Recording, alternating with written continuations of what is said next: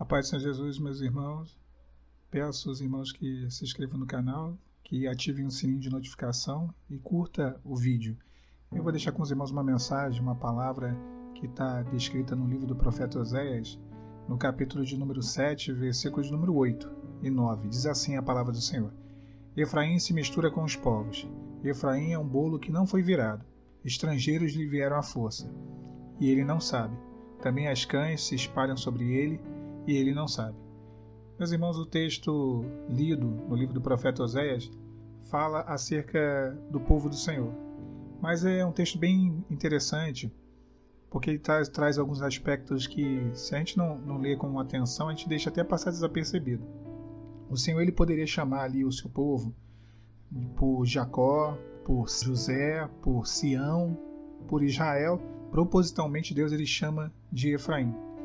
E isso tem um significado, isso não está ali gratuitamente, isso tem um simbolismo, como tudo na Bíblia tem uma lição, nada na Bíblia está por acaso. Se a gente for estudar, e nós vamos aqui entrar um pouco nesse contexto para entender o que o Senhor está falando, o que vem a ser Efraim. Efraim foi o filho mais jovem, mais novo de José. José no Egito teve dois filhos, Manassés e Efraim. E é interessante que quando Jacó ele foi abençoar os dois irmãos, os dois filhos de José, Efraim ele teve a precedência sobre seu irmão mais velho, que era Manassés. E ambos eram filhos de Azenate, que era filha de Potífera, sacerdote de On. Então Efraim ele acabou recebendo uma bênção maior. Até quando Jacó ele vai orar por Efraim e Manassés, ele inverte as mãos e ele é questionado acerca daquilo, porque a bênção, a mão direita, a destra, ela deveria estar recaindo sobre o mais velho. E ela, no caso, recai sobre o mais novo, que seria a porção maior, digamos assim. E propositalmente Jacó inverte. E acabou que Efraim recebeu uma bênção maior do que a do irmão dele, Manassés. E isso foi possível evidenciar no crescimento que os descendentes de Efraim tiveram, na verdade, com o passar dos anos. O tempo mostrou que a bênção ela foi verdadeira. Essa bênção maior ela se tornou uma realidade sobre a tribo de Efraim. Quando foi feito o censo por Moisés, nos dias de Moisés, e ele contou a tribo de Efraim, ela se destacou como uma das maiores tribos. Ela tinha mais ou menos ali uns 40 mil homens, 40 mil pessoas, homens, mulheres, 40 mil pessoas, mais ou menos. Uma outra situação também importante de falar sobre Efraim, quando entraram na Terra Prometida, depois da conquista do território, a tribo de Efraim foi a tribo mais bem localizada, digamos assim, porque ela ficou no centro da Palestina e ela era dona de uma região muito extensa, fértil e com uma proteção natural, porque era uma cadeia de montanhas, então era difícil acesso, difícil ser invadida. Ou seja, Efraim foi uma terra de prosperidade, foi um povo próspero, foi uma tribo próspera. E realmente é isso que significa o nome de Efraim, que é frutífero, ou aquele que frutifica. Foi uma tribo privilegiada e por muito tempo todas as atividades religiosas de Israel elas tiveram a sua capital, o seu ponto de encontro na cidade de Siló, que é território de Efraim. Então, quando o Senhor ele fala Efraim, ele traz a informação, ele traz o contexto histórico de alguém que teve tudo de Deus para poder ser uma bênção. Recebeu as melhores bênçãos, as melhores porções. No entanto, foi uma tribo que se deixou levar, que se deixou levar pela idolatria, pela corrupção. Quando as tribos de Israel elas se dividiram, 10 tribos formaram ali o reino do norte e 2 tribos, que eram Benjamim e Judá, formaram o reino do sul. A principal tribo do norte foi a primeira a se separar, foi justamente Efraim. E ela, com a sua capital ali, o reino do norte com a capital de Samaria, se tornou a principal tribo do reino do norte.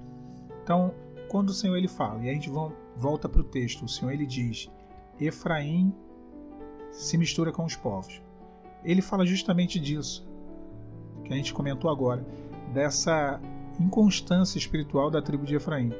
E quantos são assim, irmãos, como Efraim? Quantas das vezes nós somos assim como Efraim? Nós nos misturamos com os povos, permitimos que aquilo que o mundo tem, aquilo que é do mundo, entre dentro do nosso coração. permite com que o santo e o profano se misturem. Efraim permitiu isso. Essa tribo ela tinha do Senhor todos os recursos, todos os meios.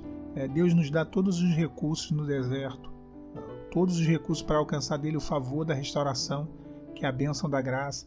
Ele nos dá todos os recursos, mas muitos têm se misturado, muitos têm permitido com que as coisas lá de fora elas entrem no coração, com que o pecado, com que a mentalidade mundana, com que as atitudes mundanas têm se misturado com os povos. Não vos conformeis com esse mundo, mas transformai-vos pela renovação do vosso entendimento. A gente não pode se conformar com esse mundo. A gente tem que renovar o nosso entendimento em Cristo. E aí o texto segue dizendo: Efraim é um bolo que não foi virado. Quando o profeta Oséias ele usa essa palavra bolo, ele usa uma palavra no hebraico que é ugá, que significa um pão fino, redondo, que se cozinhava rapidamente sobre pedras aquecidas. O que vem a ser esse bolo que não foi virado? O que ele queria dizer com isso?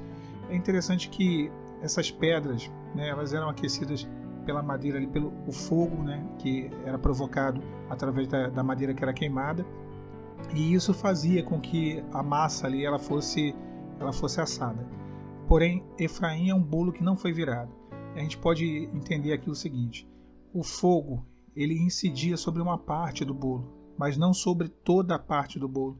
O fogo que fala da ação do Espírito Santo, o agir do Espírito Santo na vida do homem, ele não incide sobre a vida do homem por completo, sobre todas as áreas da vida do homem.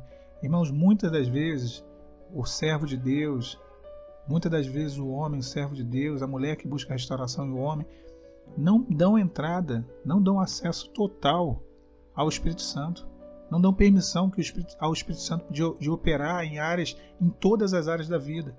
Existem áreas que estão fechadas, existem lugares dentro do coração da pessoa, dentro da mente, que não há a incidência do fogo do Espírito Santo. O Espírito Santo ele não tem liberdade para atuar.